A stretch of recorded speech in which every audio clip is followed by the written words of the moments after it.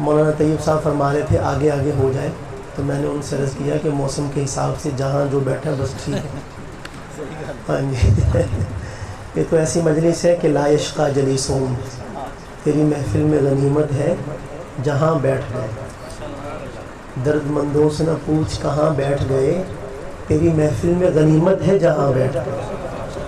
تو سرکار دو عالم صلی اللہ علیہ وسلم کے ذکر کی مجلس ہے، جہاں بھی آپ بیٹھ گئے الرأس والعین، اللہ تعالیٰ آپ حضرات کی شرکت کو قبول فرمائے۔ آج یہاں جمعے کے وقت میں یہاں چک مدرسہ میں ہی ایک جگہ ہم حاضر تھے، تو حضرت بھی تشریف فرما تھے اور انہوں نے اپنے مبارک گفتگو میں یہ ارشاد فرمایا کہ درود شریف جو ہے وہ زندگی میں 1 کروڑ مرتبہ تو پڑھ لینا چاہیے۔ تو پھر کارگزاریاں سنائیں چند ایک، کچھ ایسے ساتھی تھے 6 لاکھ 16 لاکھ 62 لاکھ 66 لاکھ اور حتیٰ کہ 1 کروڑ دفعہ، اور انتہائی حیرت کی بات تھی کہ جس نے 1 کروڑ دفعہ پورا کیا وہ پولیس والا تھا۔ اندازہ لگائیے کتنی زبردست ہمارے لیے عبرت کی بات ہے کہ جس کو ہم پولیس کا نام آتے ہی ذہن میں جو پہلی لہر ہے وہ خوف اور نفرت کی اٹھتی ہے، پولیس، لیکن پولیس میں بھی ایسے لوگ ہیں۔ تو میرے اسے دماغ میں بات آئی، میں نے حضرت پچھلے سال اپنے جو دورہ حدیث شریف کے جو طلباء ہیں ان سے درود شریف کی بات کی اور ان سے عرض کیا کہ آپ دورہ حدیث شریف میں ہیں، ہر حدیث کے ساتھ درود شریف پڑھتے ہیں، ایک حدیث میں بعض دفعہ کئی مرتبہ سرکار دو عالم صلی اللہ علیہ وسلم کا نام نامی آتا ہے، تو کم از کم اتنا تو ہو کہ درود شریف کی برکت آپ کو حاصل ہو۔ تو لازم کر دیا کہ ہر طالب علم جو ہے وہ یومیہ 2000 مرتبہ درود شریف پڑھے کم از کم، آگے جتنا مرضی چلا جائے۔ تو الحمدللہ ہمارے کچھ ساتھی ایسے تھے کہ انہوں نے یومیہ 25,000 مرتبہ دیگر معمولات کے ساتھ 25,000 مرتبہ یومیہ درود شریف پڑھا۔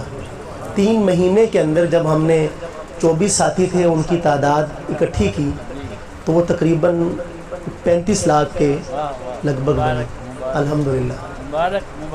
اور وہ ہمارے جو استاذ نماز کے نگران تھے وہ یہ فرمانے لگے کہ پہلے جو دورہ حدیث کی کلاسیں تھیں تو جب دورہ حدیث آ جاتا ہے نا تو طالب علم اپنے آپ کو مدرسے کے قانون سے بالا تر سمجھتے ہیں کہ اب ہمارے اوپر کوئی پابندی نہیں ہے، لیکن وہ استاذ جو نگران تھے نماز کے وہ فرمانے لگے کہ اس دفعہ کی جو دورے کی کلاس ہے عام کلاسوں کی نسبت یہ پہلے مسجد میں آتی ہے، تو یہ برکات ہے۔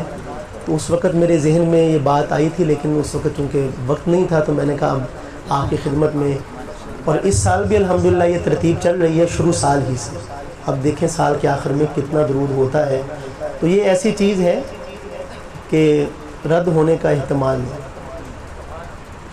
آپ حج کرنے کے لیے جائیں، نماز پڑھیں، کوئی بھی نیکی کا کام کریں، دونوں احتمال ہیں، قبول ہو یا رد ہو، لیکن درود شریف کے بارے میں رد ہونے کا سوال ہی پیدا نہیں۔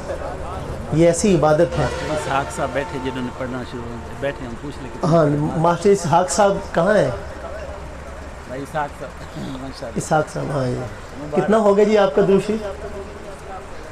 20 لاکھ، یعنی 20واں لاکھ چل رہا ہے، ماشاء اللہ، زیارت کیجئے، سبحان اللہ۔ تو حاجی صاحب کی خدمت میں حضرت میں حاضر ہوا رائیونڈ میں، تو حاجی صاحب مجھے فرمانے لگے کہ جب تم ایک شہر سے دوسرے شہر جاتے ہو نعت پڑھنے کے لیے تو درود شریف پڑھا کرو، اس کا فائدہ کیا ہوگا کہ اللہ تعالیٰ کے نبی نے فرمایا ہے کہ جو 1 مرتبہ درود شریف پڑھتا ہے تو اللہ تعالیٰ کی اس پر کتنی رحمتیں نازل ہوتی ہیں؟ 10۔ اور اگلی بات جو ہے وہ نہ کسی کتاب میں پڑھی نہ کسی سے سنی، اور لگتا بھی یہی ہے کہ حاجی صاحب جیسا عارف باللہ ہی کر سکتا ہے، جن کو اللہ تعالیٰ نے اپنی معرفت عطا فرمائی ہے وہی کر سکتا ہے یہ بات۔ حاجی صاحب فرمانے لگے کہ درود شریف تم پڑھو گے اپنی حیثیت کے مطابق، لیکن رحمتیں اللہ کی شان کے مطابق نازل ہوں۔ تھوڑا سا آہستہ کہیں سبحان اللہ، اور آہستہ سے۔ اور اللہ تعالیٰ کی شان کتنی بڑی ہے یہ سمجھانے کے لیے، یہ بتانے کے لیے 1,24,000 انبیاء اللہ تعالیٰ نے بھیجے ہیں دنیا میں، جو یہ بتانے آئے کہ اللہ کی ذات کتنی بڑی ہے، لہذا کوئی حد نہیں ہے رحمت کی۔ تو آپ یہ مت سمجھیے کہ آپ درود پڑھ رہے ہیں تو آپ پہ رحمت نازل ہو رہی ہے، یہ بہت چھوٹا تصور ہے۔ بلکہ آپ درود پڑھ رہے ہیں نہ صرف یہ کہ آپ پر، آپ کے گھر بار پر، آپ کے محلے پر، تحصیل پر، ضلع پر، ڈویژن پر نہیں، پوری کائنات پر رحمت آپ کی وجہ سے نازل ہو رہی ہے۔ الحمدللہ، اللہ تعالیٰ کی ذات پوری کائنات سے بڑی ہے، تو رحمت، اس کی ایک رحمت بھی پوری کائنات کو محیط ہے۔